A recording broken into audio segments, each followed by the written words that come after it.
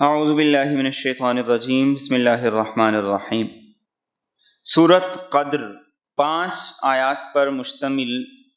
مکی دور میں نازل ہونے والی سورت ہے۔ یہ سورہ مبارکہ، اس کے نزول کے بارے میں ایک روایت یہ ہے کہ اللہ کے رسول صلی اللہ علیہ وسلم نے بنی اسرائیل کے ایک شخص کا تذکرہ کیا، اور تذکرہ یوں کیا کہ سارا دن جہاد میں رہتا تھا اور رات بھر عبادت کرتا تھا، اور یہ اس کا معمول 80 سال تک مسلسل چلتا رہا۔ تو صحابہ بڑے حیران ہوئے اور پریشان بھی۔ پریشانی کی بات یہ تھی کہ عمر ہماری تھوڑی ہے، اور اس میں بھی آدھی زندگی کھانے پینے میں، سونے میں، مصروفیات میں، زندگی کا شعور حاصل کرنے میں لگ جاتی ہے، تو ہم تو ان کے مقابلے میں پھر بہت پیچھے رہ جائیں۔ تو اس موقع پر اللہ رب العزت نے ان آیات کے ذریعے سے اہل ایمان کو تسلی دی، اور اس کے ذریعے سے اس امت کو یہ فضیلت عطا کی کہ یہ وہ ایک رات ہے جو 1000 مہینوں سے زیادہ افضل ہے، اور اس ایک رات کی فضیلت، اس ایک رات کی عبادت کی فضیلت، اس ایک رات میں اللہ کے سامنے قیام کی، کھڑے ہونے کی فضیلت وہ یہ ہے کہ انسان کو اگر وہ رات مل جائے تو وہ اس کے لیے 1000 مہینوں سے زیادہ افضل اور بہتر۔ اور اللہ کے رسول صلی اللہ علیہ وسلم نے احادیث میں اس رات کے قیام کی فضیلت دی۔ آپ نے ارشاد فرمایا، من قام لیلۃ القدر ایمانا واحتسابا غفر له ما تقدم من ذنبه، کہ جو آدمی ایمان اور اجر و ثواب کی نیت سے اس رات میں اللہ کے سامنے کھڑا ہوگا، اللہ اس کے پچھلے سارے گناہوں کو معاف کرتے۔ بسم اللہ الرحمن الرحیم۔ فرمائے انا انزلناہ، یقیناً ہم نے اس قرآن کو نازل کیا فی لیلۃ القدر، شب قدر میں، وما ادراک، اور تجھے کیا علم، ما لیلۃ القدر، کہ وہ شب قدر کیا ہے۔ لیلۃ القدر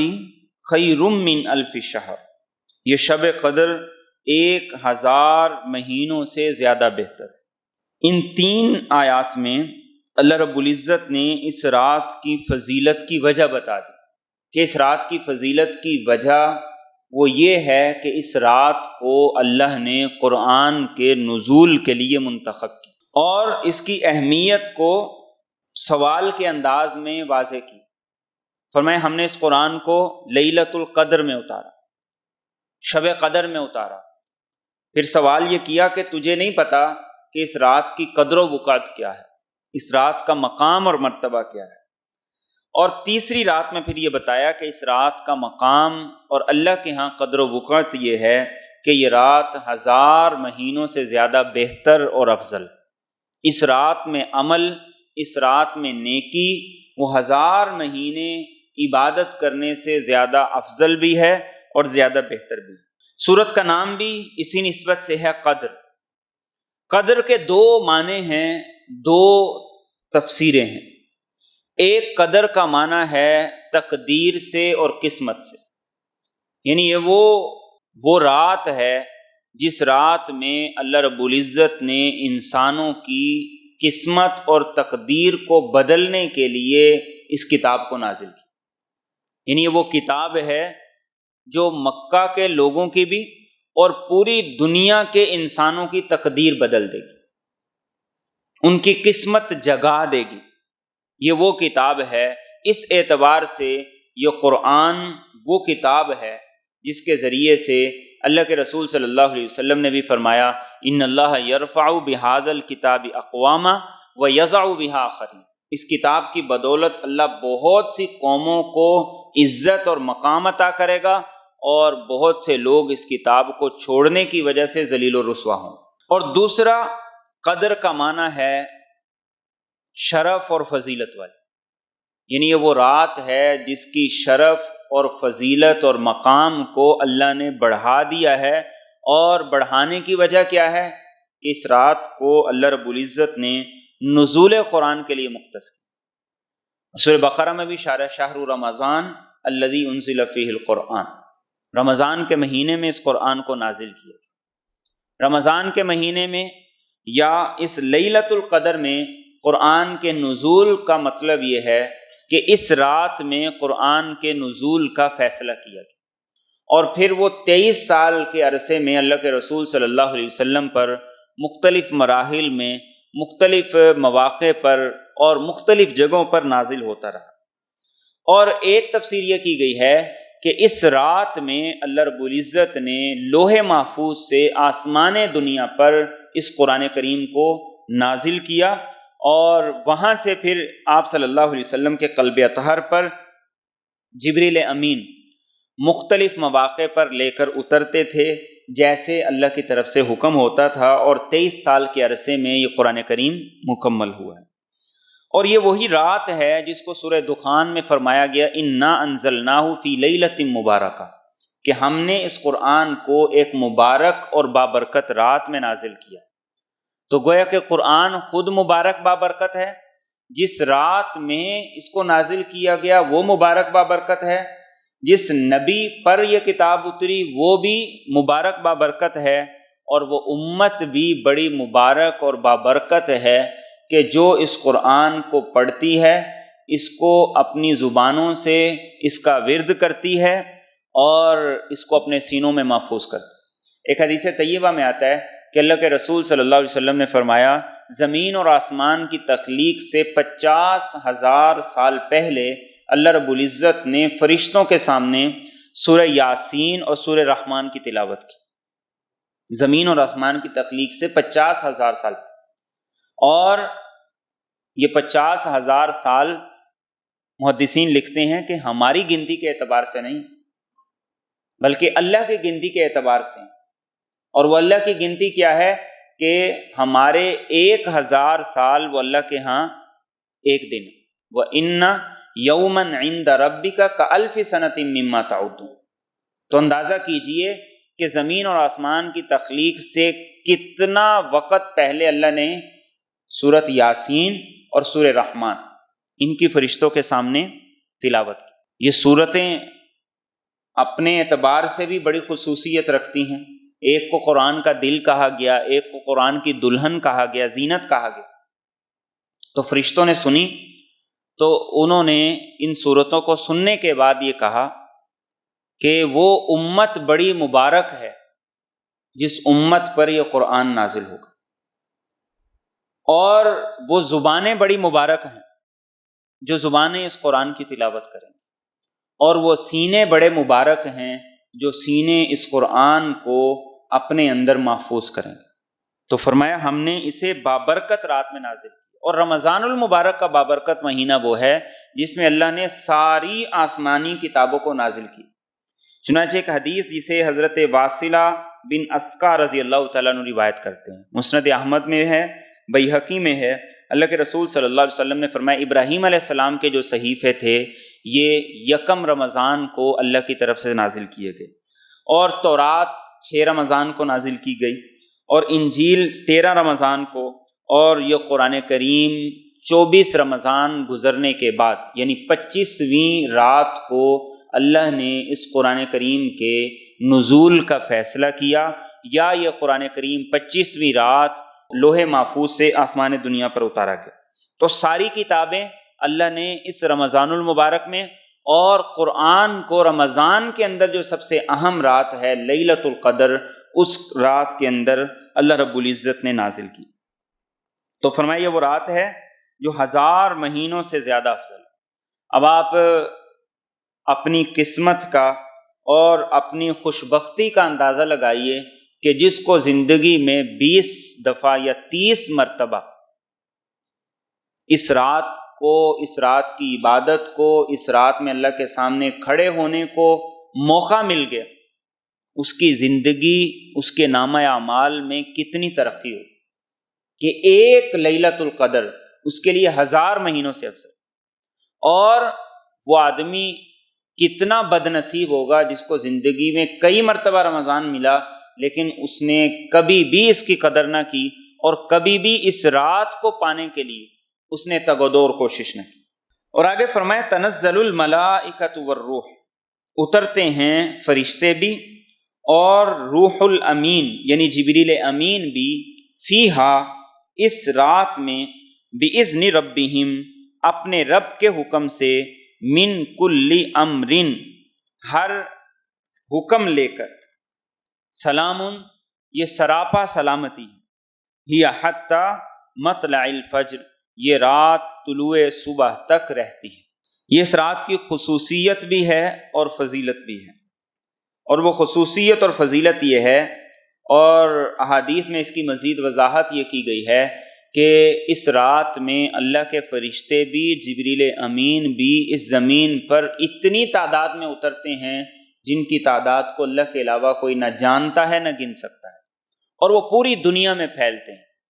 ہر آبادی میں، ہر ویرانے میں، ہر جنگل میں جاتے ہیں. جو اللہ کے ذکر میں مصروف ہو، جو نماز میں مصروف ہو، وہ اس کے لیے دعا بھی کرتے ہیں. ایک روایت کے الفاظ یہ ہیں کہ فرشتے اس رات میں عبادت کرنے والوں سے اور اس رات میں اللہ کے ذکر کرنے والوں سے مصافحہ بھی کرتے ہیں، سلام بھی لیتے ہیں. صرف فرشتے ہی نہیں بلکہ فرمایا والروح جبریل امین بھی جو تمام فرشتوں کے سردار ہیں وہ بھی اس رات میں روئے زمین پہ اترتے ہیں اور عبادت کرنے والوں سے مصافحہ کرتے ہیں، سلام کرتے ہیں، ان کے لیے دعا بھی کرتے ہیں. یہ انسان کا شرف اور مقام ہے. یہ وہی بات ہے جسے سورۃ والتین کے اندر بھی ذکر کیا گیا کہ اگر انسان اپنے مقام کو پہچان لے تو فرشتے آسمانوں سے اتر کر اسے سلام کریں، اور اگر انسان اپنے مقام کو نہ پہچانے تو اس سے زیادہ بد نصیب اور بدبخت کوئی. اور فرمائے فرشتے اس میں اترتے ہیں تو ایک تو وہ اپنے رب کے حکم سے آتے ہیں، بِإِذْنِ رَبِّهِمْ اپنی مرضی سے نہیں آتے، اور دوسرا فرمایا من کل امرن فرشتے اس رات میں جب اترتے ہیں تو وہ اللہ تعالیٰ کی طرف سے تمام امور اور تمام احکامات کو لے کر اترتے ہیں. یہ تمام امور احکامات کیا ہیں؟ سورۃ دخان میں جو آیت کریمہ ہے جہاں پر قرآن کریم کے نزول کا ذکر ہے، اِنَّا أَنزَلْنَاهُ فِي لَيْلَةٍ مُبَارَكَةٍ إِنَّا كُنَّا مُنذِرِينَ فرمائے ہم نے اس قرآن کو ایک بابرکت رات میں نازل کیا اور ہم اس قرآن کے ذریعے سے لوگوں کو خبردار کر رہے ہیں. فِيهَا يُفْرَقُ كُلُّ أَمْرٍ حَكِيمٍ أَمْرًا مِّنْ عِنْدِنَا اور اس رات میں ہر حکمت والے معاملے کا اللہ فیصلہ کرتا ہے. ایک رائے جو احادیث سے بھی معلوم ہوتی ہے وہ یہ ہے کہ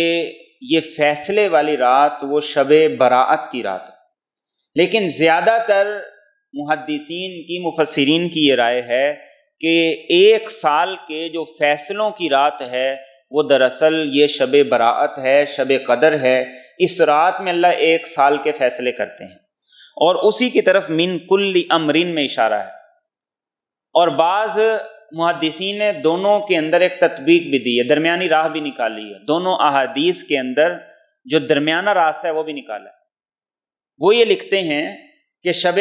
براءت جو پہلے آتی ہے شعبان کے مہینے میں، اس رات میں اجمالی طور پر، پھر شب براءت کے بعد لیلۃ القدر میں تفصیلی طور پر اللہ فرشتوں کو ایک سال کے جو دنیاوی امور اور معاملات ہوتے ہیں ان کی فائلیں ان کے سپرد کر دیتے ہیں. اور فرمایا کہ یہ رات سلامتی بری رات. اس رات میں اللہ رب العزت انسان کو شیطان کے وساوس اور شرور سے بچاتے ہیں، اور فرمایا اس رات میں برکات اور اللہ کی طرف سے رحمتوں کا نزول رات کے آغاز سے شروع ہوتا ہے اور رات کے اختتام تک یہ سلسلہ چلتا رہتا ہے. یہ وہ رات ہے جس رات کے بارے میں اللہ کے رسول صلی اللہ علیہ وسلم نے یہ ارشاد فرمایا کہ اس رات کے آغاز سے اللہ آسمان دنیا پہ تشریف لے آتے ہیں، اور اس رات میں ہر ایک کی مغفرت اور بخشش کی جاتی ہے. جو اللہ سے مغفرت کا سوال کرے،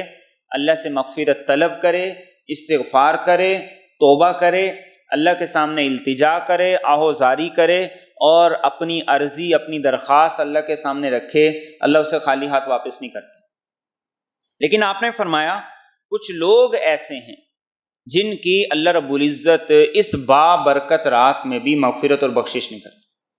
ان میں سے آپ نے فرمایا سب سے پہلا وہ شخص جو مشرک ہے، اللہ رب العزت اس رات میں اس کی مغفرت اور بخشش نہیں کرتے. اور دوسرا آپ نے ارشاد فرمایا وہ شخص جو ماں باپ کا نافرمان ہے، اس رات میں اللہ اس کی بھی مغفرت اور بخشش نہیں کرتے. تیسرا آپ نے فرمایا شرابی آدمی،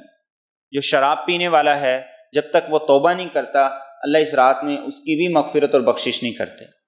اور چوتھا آپ نے ارشاد فرمایا وہ آدمی جس کے دل میں کسی کے بارے میں بغض ہو،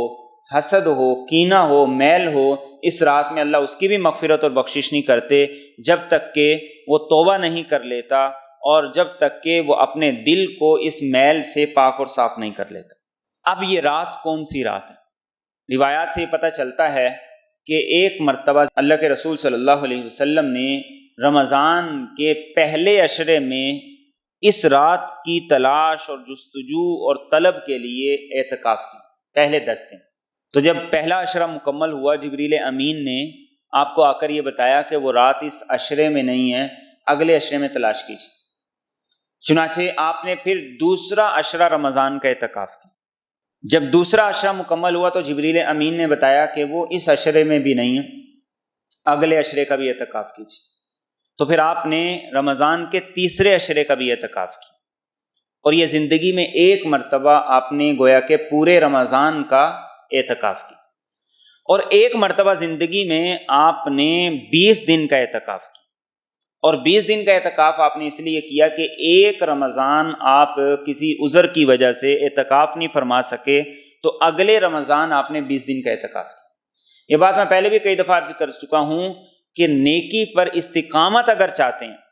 بہت سے لوگ کہتے ہیں کہ ہم نماز پڑھنا شروع کرتے ہیں لیکن تھوڑے دن بعد پھر سستی ہو جاتی ہے، ہم تلاوت کا معمول بناتے ہیں، تھوڑے دن بعد پھر سستی ہو جاتی ہے، نوافل کا معمول بناتے ہیں، تھوڑے دن بعد پھر سستی ہو جاتی ہے۔ اس حدیث مبارکہ میں اس بات کی طرف اشارہ ہے کہ سستی کا مطلب ہرگز یہ نہیں ہونا چاہیے کہ اگر نماز میں سستی ہو گئی ہے تو بس اب پچھلی ساری چھوڑ دیں، آگے سے دوبارہ شروع کر لیں۔ نہیں، پچھلی پہلے پوری کریں اور پھر آگے بھی ساتھ ساتھ پڑھیں۔ اس سے کیا ہوگا؟ جب آپ کے نفس کو پتہ چلے گا کہ میری جان چھوٹنی نہیں ہے، پڑھنی ہی پڑے گی، تو پھر وہ بر وقت پڑھنے کا عادی بن جائے۔ اور جب آپ اس کو ریلیکس کر دیں گے کہ کوئی بات نہیں ہے، ایک چھوٹ گئی ہے تو میں اگلی پڑھ لوں گا، ایک دن نہیں تلاوت کی تو میں کل کر لوں گا،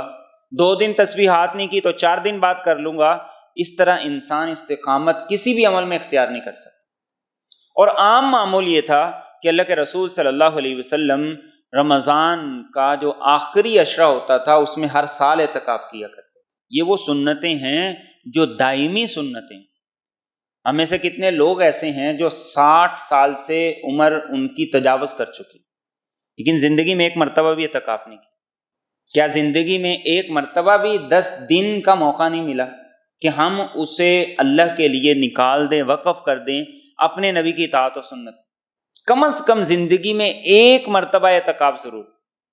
تاکہ اللہ کے رسول صلی اللہ علیہ وسلم کی وہ سنت جسے آپ نے کبھی ترک نہیں کیا، اور جیسے میں نے عرض کیا ایک رمضان آپ نے جب اعتکاف نہیں فرمایا تو اگلے رمضان میں پھر آپ نے قضا کی۔ اور یہ اعتکاف کس لیے تھا؟ یہ لیلۃ القدر کی تلاش۔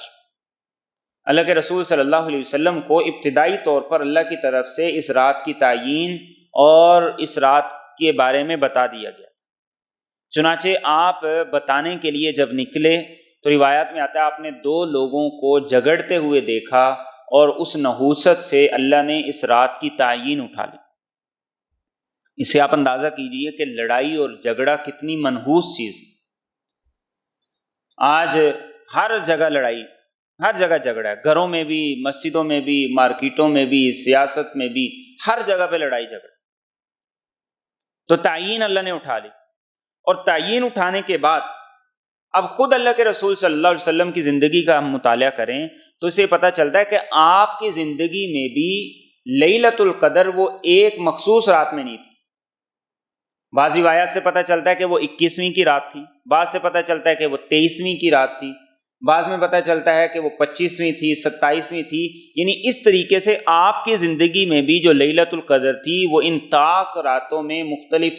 طرح سے مختلف دنوں میں آتی رہی۔ اور خود اللہ کے رسول صلی اللہ علیہ وسلم نے بھی یہ بات ارشاد فرما دی۔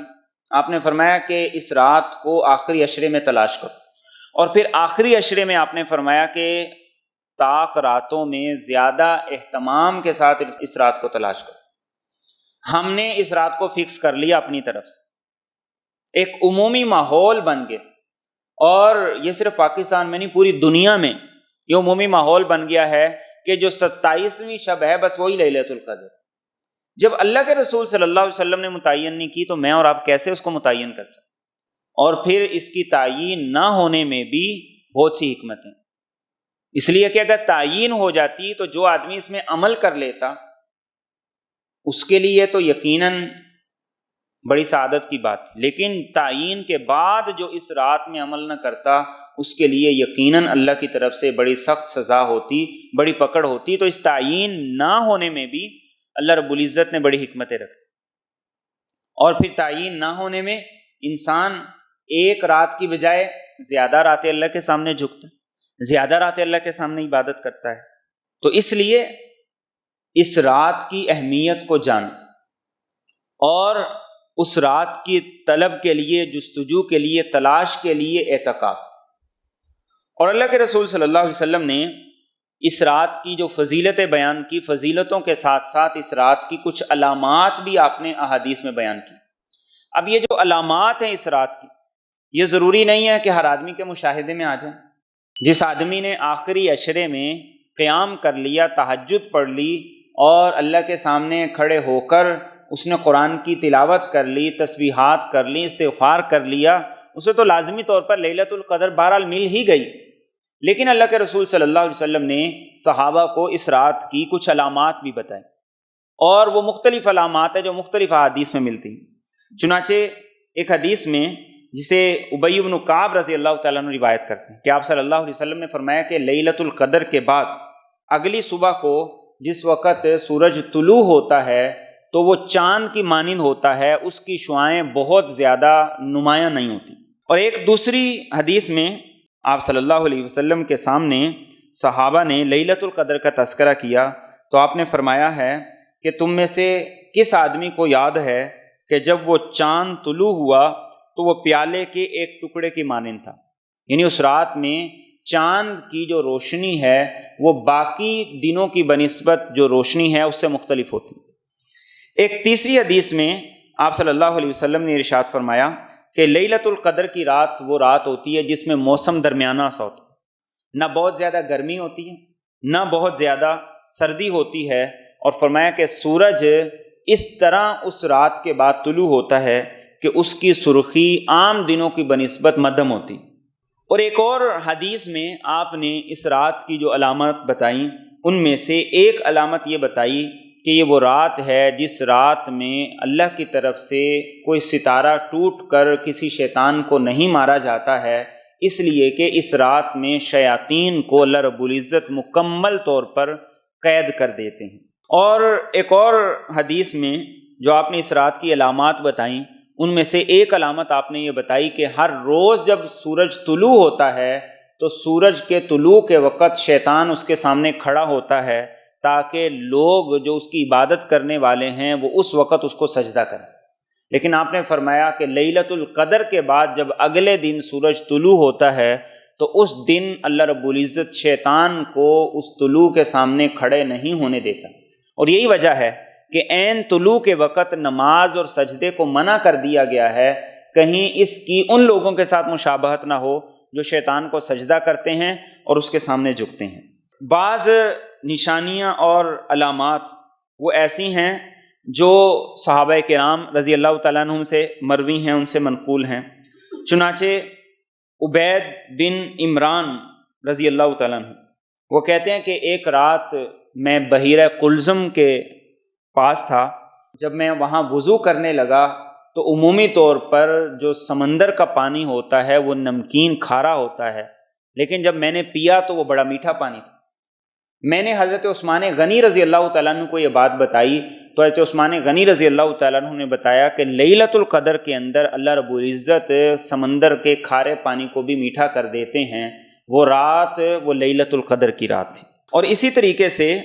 جو اور اس رات کی علامات ہیں ان میں سے ایک جو صاحب روح البیان بڑے مفسر ہیں انہوں نے یہ لکھی ہے کہ یہ وہ رات ہوتی ہے کہ جس رات میں کوئی بھی جادوگر اگر جادو کرتا ہے تو اس کا جادو کا اثر زائل ہو جاتا ہے، اس کا جادو اس رات میں نہیں چلتا، اس لیے کہ یہ وہ رات ہے جس کو اللہ نے سلام ہی حتی مطلع الفجر